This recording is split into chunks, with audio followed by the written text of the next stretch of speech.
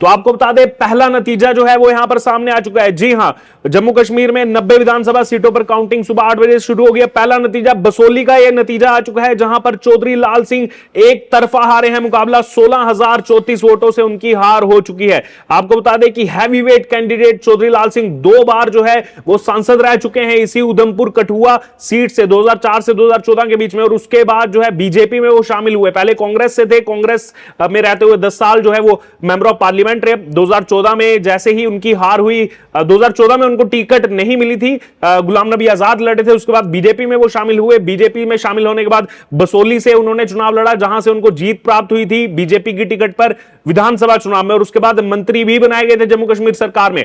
लेकिन उसके बाद जो है फिर से अब पिछले साल जो है उन्होंने दामन थाम लिया था, कांग्रेस पार्टी में वापस वो चले गए थे और कांग्रेस से इस बार चुनाव लड़ा, काफी जबरदस्त चुनाव लड़ा मेंबर ऑफ पार्लियामेंट का।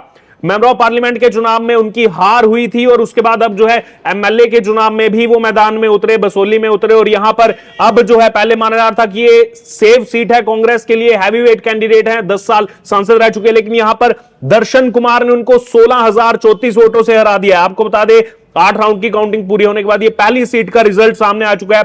दर्शन कुमार को 31,874 वोट मिले हैं, चौधरी लाल सिंह को केवल 15,840 वोट मिले हैं, पंकज कुमार जो बीएसपी से थे उनको 421 वोट मिले हैं, योगिंदर सिंह जो पीडीपी से थे उनको 368 वोट मिले हैं, और नोटा को 246। तो यहां पर पहली सीट का रिजल्ट जो है यहां पर आ चुका है, और अब से बस कुछ ही देर में एक और सीट का रिजल्ट जो है आने वाला है, नागसेनी सीट का रिजल्ट आने वाला है, फिर धीरे धीरे एक साथ जो है यहां पर रिजल्ट आना जो है वो यहां पर शुरू हो जाएंगे। और आपको बता दें कि अब जो है यहां पर खाता खुल चुका है, और खाता जो खुला है वो बीजेपी का खाता खुला है यहां पर। जी हां, बसोली सीट से बीजेपी ने जीत प्राप्त कर ली है, और अब धीरे धीरे रिजल्ट जो है वो यहां पर तेजी से अब आना शुरू हो जाएंगे। बहरहाल क्या लग रहा है आपको यहां पर कि अब जो इस समय जो आंकड़ा चल रहा है 43 पर एनसी आगे है, 8 पर कांग्रेस आगे है, 27 पर बीजेपी आगे है, 1 बीजेपी जीत चुकी है, 2 पर पीडीपी आगे है, 2 पर जो है जो यहां पर पीपल्स कॉन्फ्रेंस है वो आगे है, 6 इंडिपेंडेंट आगे हैं, 1 पर CPIM communist party of India Marxist वो इस समय आगे चल रही है।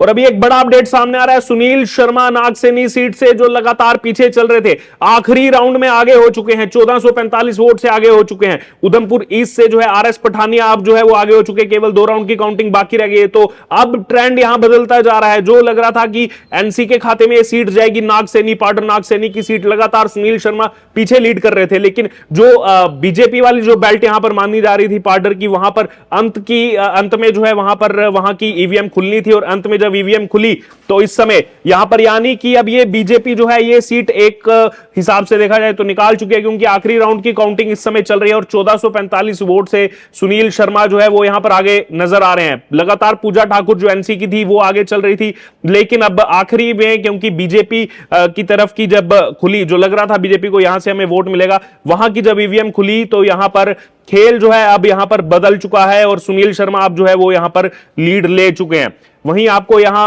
अपडेट दे दे उधमपुर ईस्ट का, आप जो है आरएस पठानिया वो आखिरी राउंड से पहले 11वें राउंड में, 12 राउंड थे, 11वें राउंड में जो है वो 2200 वोट से अब आगे हो चुके हैं आरएस पठानिया। पवन खजूरिया 2200 वोट से पीछे चल रहे हैं, बलवंत सिंह 8223 वोट। तो वहीं चनैनी सीट की अगर बात की तो चनैनी पर लगातार बलवंत सिंह मनकोटिया ने एक तरफा लीड जो है वो यहां पर बनाई हुई है, और वहीं बसोली से जो है ये पहली जीत प्राप्त हुई है, और कठुआ की जो बाकी सीटें हैं उसका भी अगर आपको अपडेट देते तो बनी में इस समय जो है मुकाबला, त्रिकोणीय फाइट जो है वहां पर देखने को मिल रही है। उसके अलावा अगर बात की जाए तो बाकी जो सीटें हैं, कठुआ में बीजेपी जो है 7000 वोटों से आगे चल रही है, 10 में 7 राउंड की काउंटिंग हुई है। हीरानगर में बीजेपी 7000 वोटों से आगे, 8 में 7 राउंड की काउंटिंग हो चुकी है। उसके अलावा जसरोटा में बीजेपी 5500 वोट से आगे है, 10 में से 6 राउंड की काउंटिंग हो चुकी है। बिलावर में बीजेपी 20,000 वोटों से सतीश शर्मा आगे चल रहे हैं, 9 राउंड की काउंटिंग हो चुकी है 10 में से।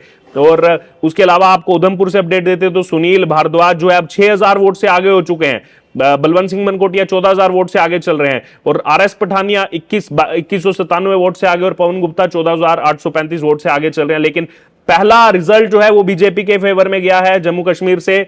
और दूसरी तरफ अगर बात की जाए तो अब देखना होगा धीरे धीरे जो रिजल्ट आएगा उसमें क्या, हरियाणा से पहले जम्मू कश्मीर का रिजल्ट आ गया, और ये रिजल्ट बसोली सीट का आया जहां से बीजेपी को जीत प्राप्त हो चुकी है। और अब एक और अपडेट, आखिर में एक और अपडेट बता दे, एनसी भी एक सीट जीत चुकी है, गुरेज की सीट। जी हां, गुरेज की सीट पर एनसी जीत चुकी है। अहम बात यह है कि जो ये सीट जीती है गुरेज की, कश्मीर की सीट है, बीजेपी यहां दूसरे नंबर पर रही है। एनसी ने 8,378 वोट लिए, तो बीजेपी के फकीर मोहम्मद खान ने 7,246, यानी कि 1100 वोट से जीत एनसी को मिली है। 1100 वोट से पीछे रह गई, नहीं तो बीजेपी पहली बार इतिहास रच सकती थी और कश्मीर वैली से सीट जीत सकती थी। बीजेपी के कैंडिडेट दूसरे नंबर पर केवल 1100 वोट से गुरेज में यहां पर उनकी हार हुई है। एसटीए सीट थी। आगे और तमाम अपडेट्स के लिए आप बने रहें द डिजिटल रिपोर्टर के साथ।